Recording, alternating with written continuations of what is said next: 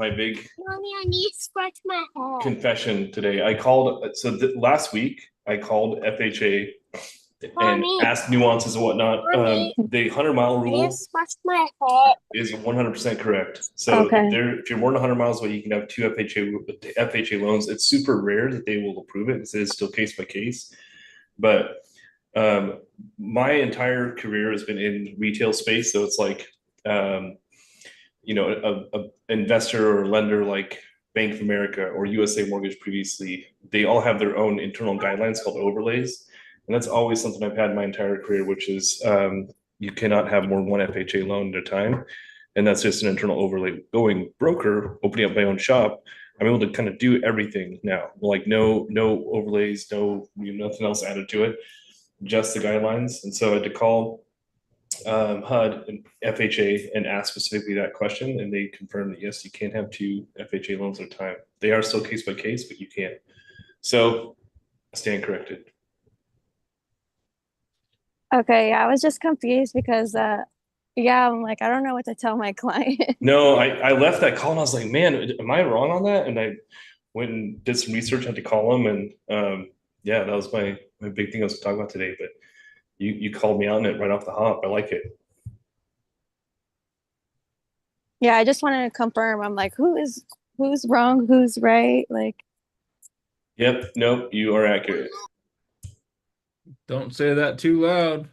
Learn something new every day. Yep. There's always a caveat. That's what you learn. There's always a caveat. Yeah, that was the lesson this week for myself, and then ironically with both my boys too, with different things. But you never get to a point where you don't become a student. Always remain a student. Always strive to be corrected and learn something new. Because as soon as you stop learning or fill your competence bucket, is there really a point at that point? You're just gonna continue being curious. I think that was the Albert Einstein quote: "Infinitely curious." I think it's a really good lesson. Yeah. Be okay being corrected. I had this argument with my 13-year-old yesterday, and for 32 minutes, I changed his name to Left. He was so wrong, he couldn't be right. I was like, dude, you can't just fight to be right. You have to be able to be told you're wrong, learn from it, and not make the mistake again.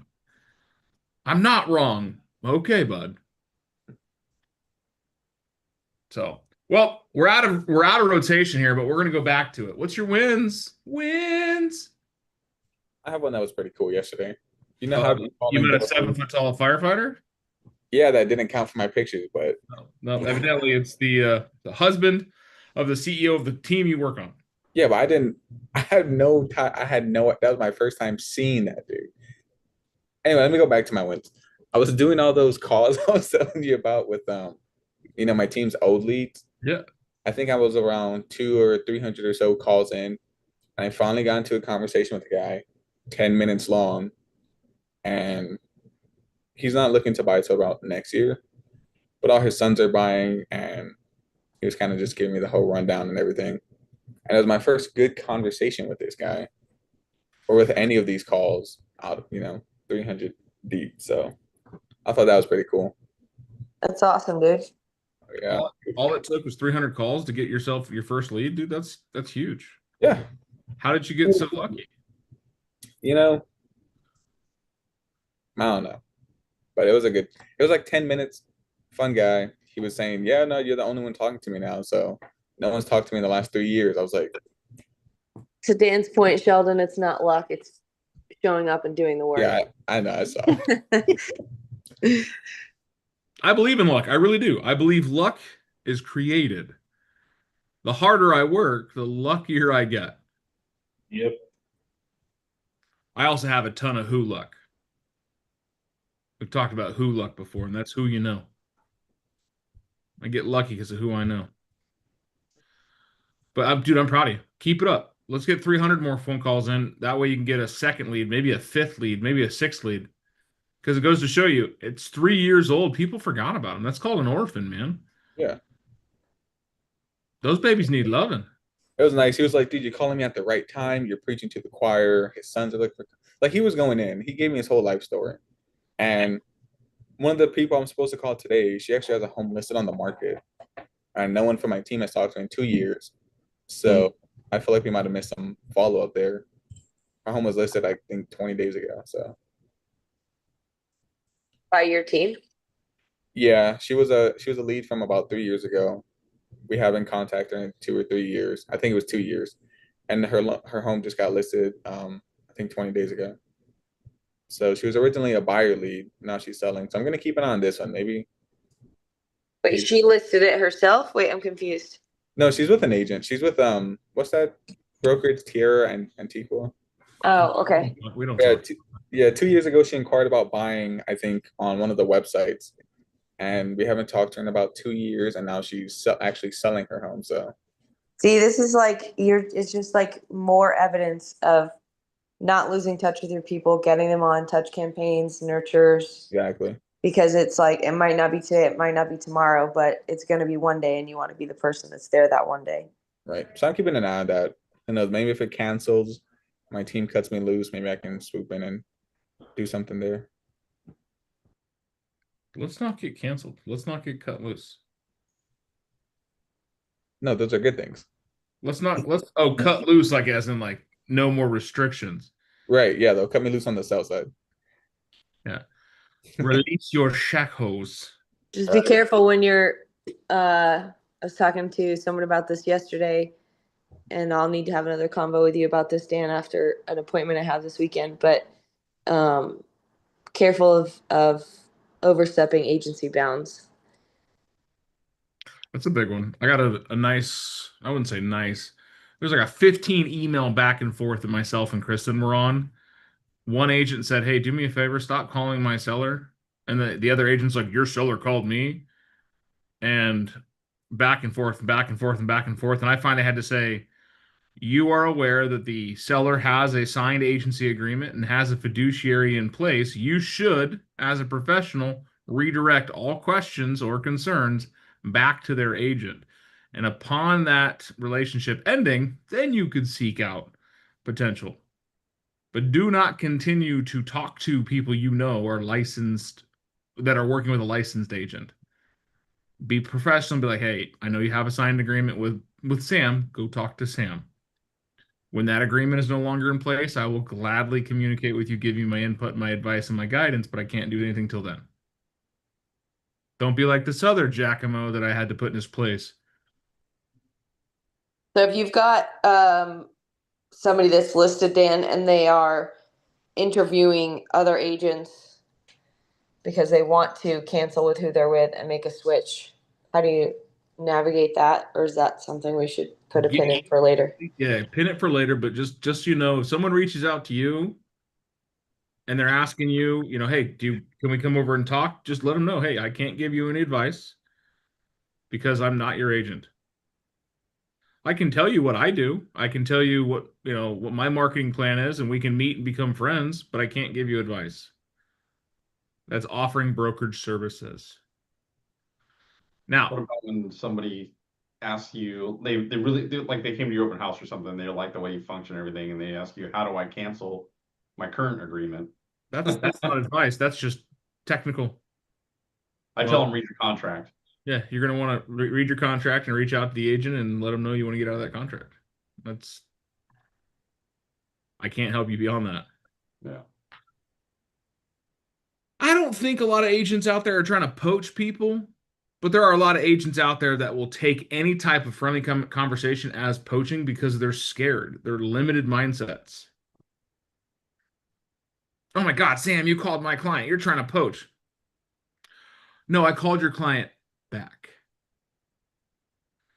There's a difference. Well, you're trying to poach. No, I let them know that they have a signed agreement with another lender. They should probably reach out to that lender. And we would love to hear what Sam is saying, but we can't because his mute button is on.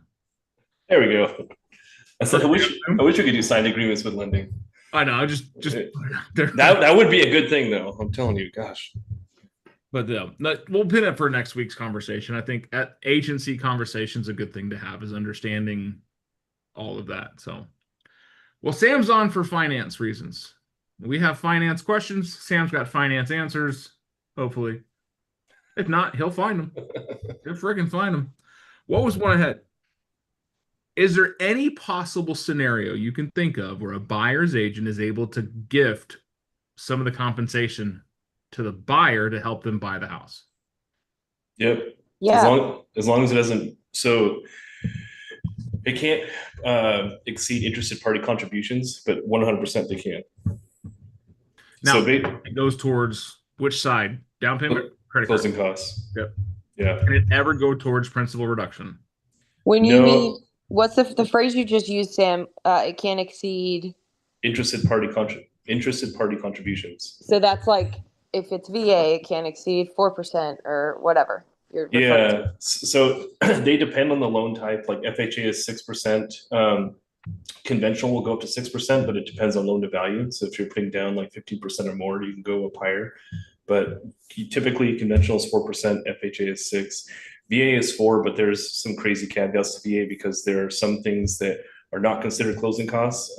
Like for instance, if lenders in a certain area all charge origination. So just a point off the top, regardless, that would not be considered closing costs, or that's a normal closing cost, which would allow you to exceed that 4% rule. I was gonna say that's been a tricky one for me, is understanding how we can get more than the 4% at face value, depending on how it's categorized or what it's applied to. Well, so the trick is if you're using it for debt payoff, you can exceed it. And there's a big military base up here, Lewis McChord, JBLM, most people know it as, but I taught a finance class for many years, like early on, to like E1s and E2s that just go out and use their first LES to buy like a lifted red Chevy pickup at 29% interest and just make terrible financial decisions. So This is why you and Dan get along so well. well, okay, but this is an actual thing though. There's car dealerships outside the base that have like "We love our veterans" and big American flags, and people think they're like, "Oh, they're going to take care of me," and they are looking for like E1s to E3, so like the beginning years of employment with the military, and they will stick them for a $40,000 auto loan at 30% interest on a car that's worth 15 grand. It's terrible. V6 Mustangs all the time. Meanwhile, But- 18, 19 years old. Yeah, yep, just getting strapped with debt. that. The amount of V6 Mustangs that I would like, I was in auto finance before getting into mortgage, and I'd have to like get people out of these stupid cars they got into. And anyway, that's a whole different story for a different time. But this class I taught was how to use purchasing a home to get out of debt. And we can use seller concessions to pay off debt to qualify with the VA. So in that situation, let's say this guy comes in with his V6 Mustang that he owes 40 grand on still, and we somehow negotiate a $40,000 seller credit on this house he's purchasing. He can use that seller credit to apply that to pay off the Mustang, as long as that is what is allowing him to qualify. And we can break that rule. We're exceeding the 4%. Now, if they don't need it to qualify, but it just makes their overall existence better, is that something you can do? That's such a gray area. So like I have gotten in, not fights, but respectful arguments with the VA underwriting in Denver about that, and it's basically up to their and my interpretation. So if I say, well, hey, technically he can't qualify because he would fail his residual income calculation, and they say, well, technically he can because you're calculating it wrong. I'm like, well, tomato, tomato. And is it only with VA loans that you can do that? Only with VA loans. Any other loan, you cannot use seller credit or you can't use concessions to pay off debt to qualify. Yep. It's honestly, it's the best loan program there is. There isn't any other parallels to it. Even though you're paying, that funding fee, it's still a better loan program than anything else. Well, and this goes to like conversations that we need to make sure we're thinking kind of outside of the box, which you're really good at, Sam. But like I've got buyers under contract right now that we were looking at. I think it was conventional or FHA. I forget which way they were going to go. And there was just a couple little sticking points, and the rate wasn't super great. And then, hold on, I'm dying. Hold on one sec. Don't die. James, hurry over there. Make sure she's not dead. Oh my God. Okay. Wow. I just died. But then I remembered that like their dad lives with them and he was prior military. So it was literally just asking the question, well, hang on a second. Is your dad moving into this house with you? He's going to be living with you and he's prior service, right? Does he have VA benefits? And then that just opened up a whole nother avenue. And that's the way that we're going right now. And they were able to, because they were doing it together, and maybe you could speak to this, Sam, they're paying down a piece of debt, but it's not even his debt. It's her debt. Because he's on the application and they're Correct. using the loan. So really quick, this is for everybody else. I wish there was like a soundboard, like the little teachable moment soundboard. But what Christina just did was super clutch, because when like that's something a good loan officer should do, is ask all the questions, like understand the puzzle before you try and put it together. But as agents, if you can understand the entire picture and help navigate that, it opens up a lot of doors. So in this situation, if I heard this correctly, they were having trouble with two different financing that they kind of brought to the table. Here's what we're qualified for. And she was able to uncover that there was VA benefits there and potentially got them into a much better loan for their situation and got them into house. Yes? Yes, correct. Super, super cool. Way to go. Whoosh. Thanks. Yeah. Oh, wait, that means the call's over if we get a high five. Oh, no, yeah, no high five. Knuckles. Hey, I have a question with the VA loan. When you pay off the debt, does it just get added on to the original loan, or? No, so that would be, well, Yes. The answer subtly answered yes. yeah, because it is part of your overall cost when you paid at closing. Yeah. Because it's a $40,000 purchase price with a $40,000 or a $400,000 purchase price with a $40,000 debt reduction. You're just taking that $40,000 debt reduction, paying off the V6 Mustang, but it's still a $400,000 purchase. Yeah, so it's instead of them paying that 30% on it, they're now paying it at the 6.5 or whatever their VA loan rate is. Yeah, because otherwise it would have been a credit to their overall closing costs. Maybe cash out of pocket would have been less, but maybe the seller would give them a better deal. But they deduct the interest on their taxes. now they deduct the interest on their taxes. There we go. Right? You went from a stupid E1 to a private with a tax strategy. That's the name of our new class that we need to teach, guys. Yeah, private staff. Stupid private to E1 with a tax strategy. Yeah, stupid Tax private strategies with your privates. Listen, I'm going to remove myself, Dan. I mentioned the word free balling on the broker call yesterday, and everyone lost their minds. Yep, you did. You definitely did. Four brokers heard her say, "I'm just going to free ball it." Two things wrong with that. Left and right. Listen. Well, now you know. You're right. You could definitely say, "Well, you don't know." You're right. I don't. Yeah, well, now you know It's what 2025, you know. Yeah, you can never get it. Can never be assured. She's always told me she just identified as Christina. Listen, I'm an assertive female. I don't need any more perceptions around that. Okay. Well, Anyways, back on topic. I love Thank you. that you're thinking finding ways of making deals happen. I think that's where you win in this market is taking the people that think I can't buy something to how can I buy something? And if you yourself think there's a way, there's a possibility, there's an avenue, bless you. Well, I can't afford to buy a house. I have all this student loan debt and they say after I got out of boot camp, blah blah blah. Whoa. Did you qualify for a VA loan? Because the boot camp that's an elephant, right? there was a client. She's now on her third home. The two previous ones she has rented out. But when I met her like 10 years ago, she was in a rough spot, and we'd tried to figure out how to get her approved. And she finally said, "I think I'm just broken. Homeownership is not in the cards for me," something like that. And I'm going to quote myself here because I thought it was super clever. But I told her that every person is like a Lego, like a little piece of a Lego, right? And in order to make homeownership work, you have to have kind of a few different Lego pieces working together, right? So every person's a collection of Lego pieces. And just because you don't have all the pieces at that time doesn't mean you still can't build whatever it is you're trying to build. You're just missing some Lego pieces. So there's always a way, like every single person you talk to is a potential homeowner. They're just missing some Lego pieces. You got to figure out what to put together to make that work. That was a dumb analogy, but it was a great story and she loved it. Now she owns 3 homes. So. Yeah, and what happened is Sam actually used crayons to I hope they were the jumbo oversized ones that smelled like fruit. No, he's absolutely right. That's all of us can have a better job of communicating with potential buyers that may be reluctant. How many of us have somebody in their lives that's never owned a house?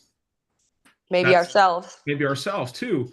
But at the same time, I've met 60-year-old and 70-year-old first-time home buyers.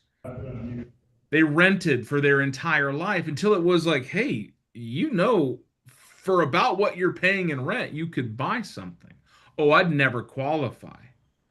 Says who? Right? Your confidence in your lending team, Sam. I don't know where he's at on your screen. To me, he's right here. This is Sam. I've got Sheldon, Sam, Mikey, Erica, but we can't see her. Jim's way over there. But It's always way over there. your confidence in that will push over. Like, hey, we've been able to help people that could not qualify elsewhere get qualified, and we've been able to help people who thought they didn't have good credit be able to qualify. Hell, Mike, you sold a house. It wasn't through Sam. It was through Steve to someone who just came into this country. Wasn't that? You remember, God, I can't remember her name, that the African family that bought 2 houses from you. No, Zacchaeus, they've been here, Yeah. but no, they bought 3 houses. 3 houses, that's right. Well, that started off with, we don't know if we can qualify. And we met them because my mom, when she broke her neck, one of the Zacchaeus was the caregiver to my mom.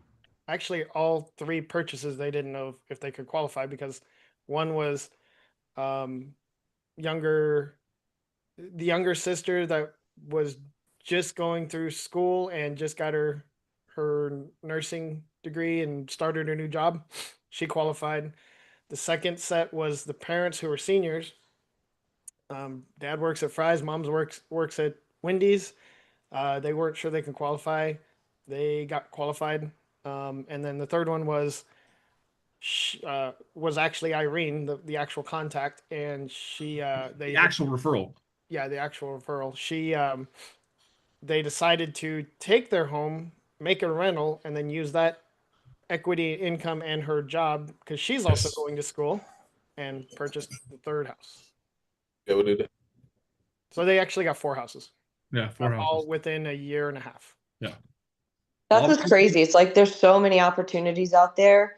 And when there's lazy agents that just focus on like what's the immediate, like shiny object, that's like, yeah, the easy button. What's already ready to go? I want that.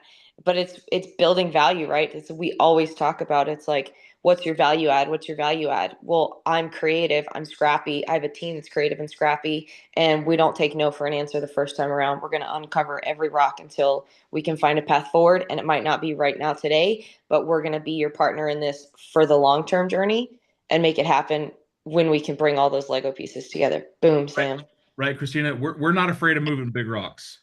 Oh shit! See? There was bring it all together. I don't remember who it's by.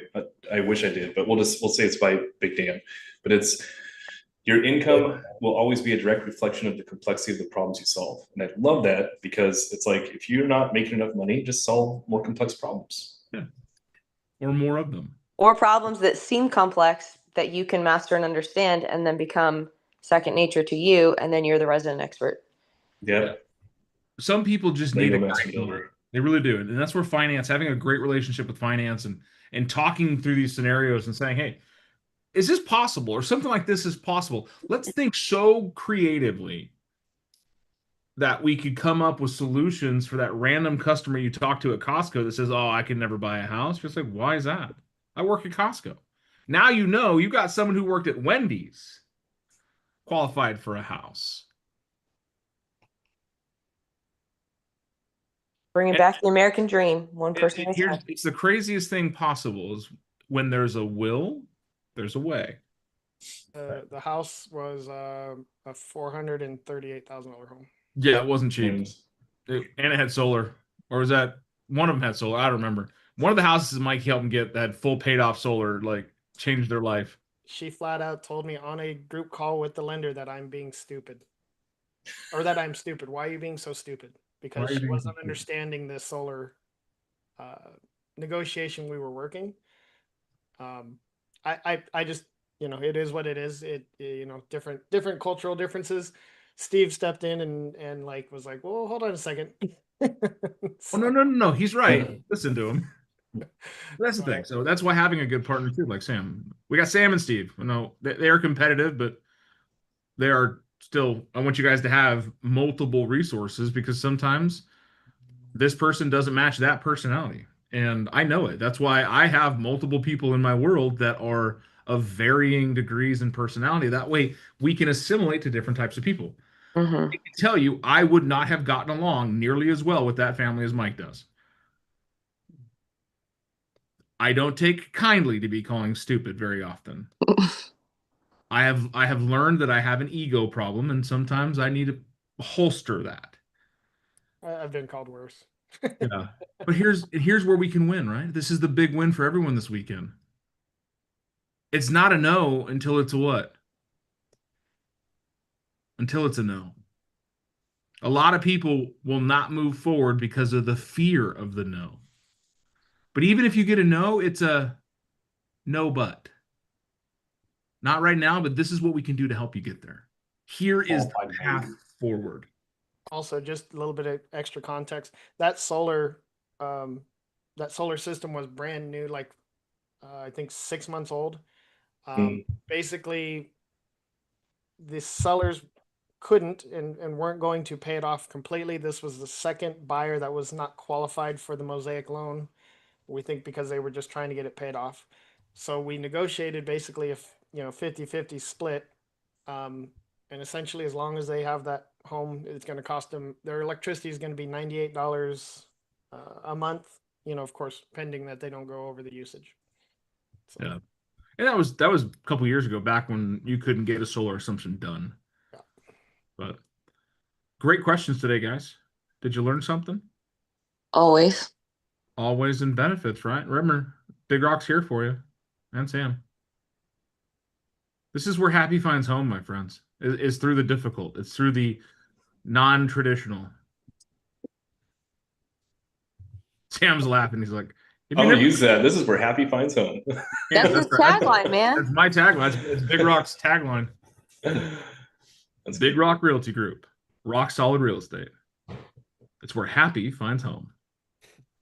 I love He's it. just a walking like radio ad. I know. Love it. I really am. And Jessica, thank you again for being my boots on the ground yesterday. That was huge. You got there just before they got there, so fantastic. Did you do a showing? I busted a mission for him.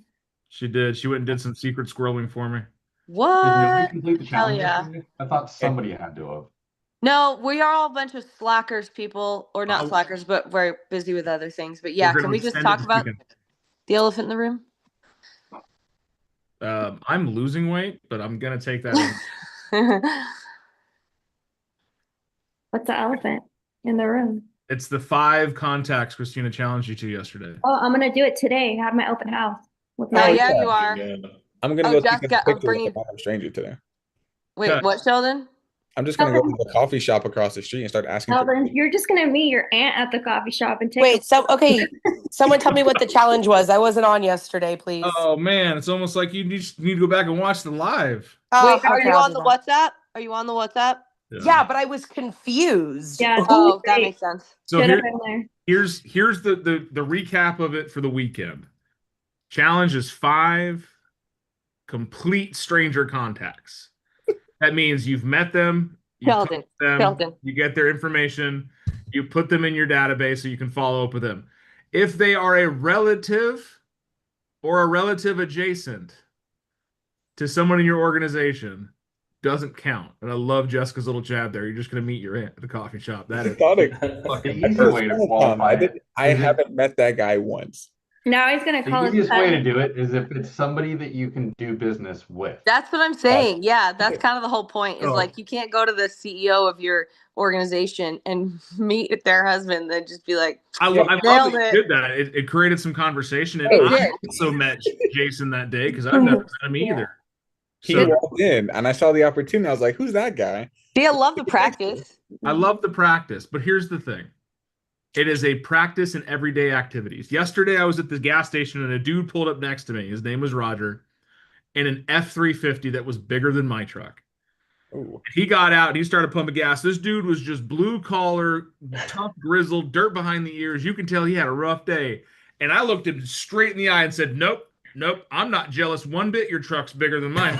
Nope, not at all. And he just started laughing. He goes, well, yours is newer than mine. And it was just the funniest way to start a conversation. But you don't have to be, hi, my name is Dan. I'm a realtor. No, it's just striking up a conversation based on the external factors you can see right then and there. We had Yeah. a great conversation over a truck at a gas station. And it was just funny because I'm like, nope, I'm not jealous one bit. Nope, not at all. And just laughing because it was making it overly obvious that his truck was bigger than mine, and I felt inferior. Just jokingly. But that's try it this weekend. You have 2 days to get 5 new contacts. I want them to be real, legitimate opportunities to do business. Bonus points for the selfie. Now, Christina's offered up the $15 gift card. What is it? Starbucks. All the way in here. I got to see it. I don't know if that's still on the board because that was hers. Yeah, it is. Today, so the first one to get a legitimate selfie with a stranger. Yep, right here. $15 card to the first person to get a selfie, to share a selfie with a total stranger. That's Sheldon. That wasn't a total. It was total to you, but not total stranger. Gotcha. I love that Jason just put Office, you dude. right And then- out on Front Street. Jason was just like, no, you went out for the layup, and he was just like, get that shit out of here. And then $5 gift card to the first person with legit contact today. Anyone get that one? Do they have to be in person? What if it's like leads I'm calling and or no? Do they have to be? Do I have to go Hold out on, and- hold on. It's a lead you're calling? Well, not a lead, but like, like my database. No. This is an exercise in getting out of your way. It has to Yeah. be a physical contact. Gotcha. I just want to make sure. I don't want call-ins. I don't want Facebook ins. I don't know it. If you can't shake their hand and high five them, don't count. So tackling counts. Gotcha. Tackling totally counts. And mug shots with your new contact. Yeah, if you get a mug shot with your new contact because you both got arrested for fighting in a Circle K, I will help you post bail. I mean, that's an opportunity. How many strangers are you going to meet when you go get your mugshot? Here's a random thing, guys. I got a DUI when I was 22. That's why I don't drink very much. And in jail, I met 3 people I've sold houses to. You would. I've been friends with them so long, I wound up selling them houses. Hey, Dan, Sam, how do we get a Coke dealer qualified? Yeah. right. Self-employment, 2 years of income. ESCR loans. Yeah. ESCR loans, just saying, 1099. Yep. There's a way. They can be a Pepsi dealer too. We don't discriminate. Yeah. You network them with a strip club owner, and then Actually, This went south. the owners of Tens here in Tucson, the family themselves, are fantastic people you would never know own a strip club. And their business model is very tight. They own multiple clubs around the United States, including entire strip malls. Like, they've turned that cash cow into a real estate empire. Yes, of course, I would know them too. But don't judge me. Like I said, I got friends everywhere from felons to federal judges, people. So, what was that, Jess? I can imagine. How'd you meet them, put in Dan? medical school. Huh? My sister Yeah. used to were there? babysit. My sister used to babysit for Jeff, who's the owner's. He's the owner's oldest son. Now is the owner. Back when we were kids. I met them in a totally different way. Yeah. I was like, Mike came off mute for some reason. Mikey knows his name is Jeff McClellan, the McClellan family. But Jeff was good friends with the guy I went to high school with that got me into real estate was really good friends with Jeff. The guy I went to school with had a problem that he only got connected at said club. I didn't. Stayed away. I'm clean. For someone as crazy as I am, I'm very square. But my sister babysit for him, and then when I became of age and I met the family, it was just chill. Like, we watched Super Bowl on their big screen. Heck. Well, just people. Yeah, just Sounds people. like I know where the next Big Rock Christmas party is going to be. It's always going to be at my house. Yeah. I have not been in one of those Bring organizations. Clorox wipes. many, many years. There's guys, have you met my wife? No, not yet. I will later when I go get a selfie with her and count her as my lead. Don't worry. He will stab There you. you go. But Just just don't call Dan know, honey. guys, you never know. And I actually found this video yesterday, so I know we're running long, but who knows who Gary V is? Everybody should. Yeah. Flipping garage sales. Doesn't know who Gary V is, right? So one of the things is my son, you guys don't know Seth, is a, can I share my, oh, hold on, I got an idea. Where's the phone app on my computer? Here it is. So close this out. My son Seth he's not a very social person. He's kind of an introvert. He's shy, and I wouldn't say shy, but he's quiet, reserved. He doesn't find the energy to give to people. So I want him to build his ability to connect and to grow his spheres of friends, because people are important. And it's just, it keeps saying lock your iPhone. Okay. Unlock your iPhone. So let me share this. It's a like 15-second clip, but I saw this yesterday and I think it relates to this conversation now. Actually, I need to share the sound. So share sound, optimize for video sharing. Gary V sitting back. Turn this up. Say hello to everyone. When you go back to school, like say hello to everybody. People are the ROI of life. It might be tough at a young age. It's tough at an older age. Like you may not be extroverted. It might feel weird to say hello, but like in your last week or what have you, like as much cafeteria time, as much like hello, as much as you can like muster up literally hi, I believe in it the most. When you go back to school, like say hello to everybody. People are the ROI. That's one of the best lessons and it's to a kid, which is more relevant to you guys. Is I know it's awkward. It's hard to make friends when you're an adult. It's hard to make friends as a kid, but people are in fact the ROI of life. Gary Keller says, invest in people first, right? Anthony likes to hear those, everything Gary Keller says. He also said, Moses part the waters.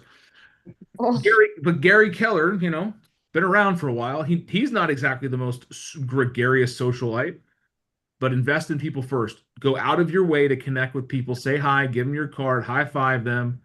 People are the ROI of life. I used it yesterday because Jessica, I know, lives close to a listing I had that had a box fan drying out something that I did not want to be there when the showing happened because it just does not look very good. And I'm like, Now hey, I just want to know. Can we like